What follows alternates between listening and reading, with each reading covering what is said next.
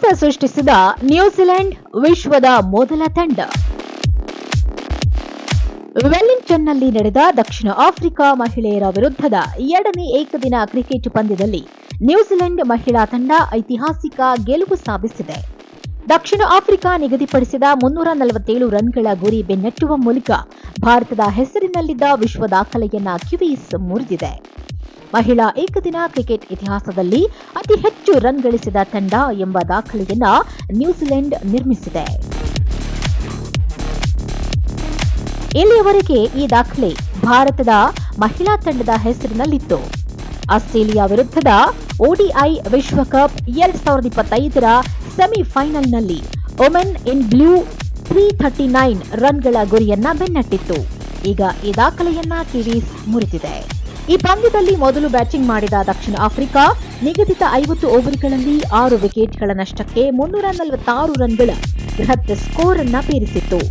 ದಕ್ಷಿಣ ಆಫ್ರಿಕಾದ ಬ್ಯಾಟ್ಸ್ಮನ್ಗಳಲ್ಲಿ ಅನ್ನೆಕೆ ಬೋಶ್ 91 ಅಗ್ರ ಸ್ಕೋರರ್ ಆಗಿದ್ರೆ, ನಾಯಕಿ ಲಾರಾ ವೋಲ್ವಾರ್ಡ್ 69ಕ್ಕೆ, ರಯಾನ್ 52 ಮತ್ತು ಜಾಫ್ತಾ 37 ರನ್ ಗಳಿಸಿ ಮಿಂಚಿದ್ರು.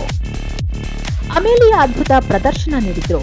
ಕಿವಿ ತಂಡದ ನಾಯಕಿ ಅಮೇಲಿಯಾ ಕೇರ್ ಈ ಬೃಹತ್ ಗುರಿಯನ್ನ ಸಾಧಿಸುವಲ್ಲಿ ಪವಾಡ ಮಾಡಿದ್ರು.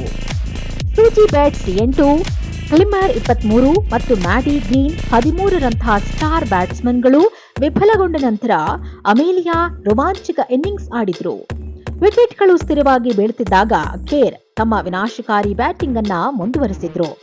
ಈ ಪ್ರಕ್ರಿಯೆಯಲ್ಲಿ ಅಮೇಲಿಯಾ ಕೇವಲ 90 ಎಸೆತಗಳಲ್ಲಿ ತನ್ನ 5ನೇ ಏಕದಿನ ಶತಕದ ಗಡಿ ತಲುಪಿದ್ರು. ಕೊನೆಯ ಓವರ್ನಲ್ಲಿ 11 ರನ್ಗಳು ಬೇಕಾಗಿದ್ದಾಗ ಅಮೇಲಿಯಾ ಕೇರ್ ಸತತ 3 ಬೌಂಡರಿ ಬಾರಿಸಿ ತಂಡಕ್ಕೆ ಸ್ಮರಣೀಯ ಗೆಲುವನ್ನ ತಂದುಕೊಟ್ರು.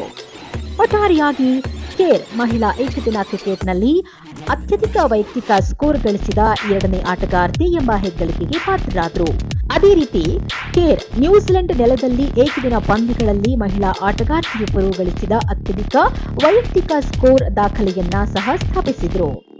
ಒಟ್ಟಾರೆ ಟೀಂ ಇಂಡಿಯಾ ದಾಖಲೆ ಮುರಿದು ಹೊಸ ದಾಖಲೆ ನಿರ್ಮಿಸಿ ನ್ಯೂಜಿಲೆಂಡ್ ಜಗತ್ತಿನ ಮೊದಲ ತಂಡವಾಗಿ ಹೊರಹೊಮ್ಮಿದೆ.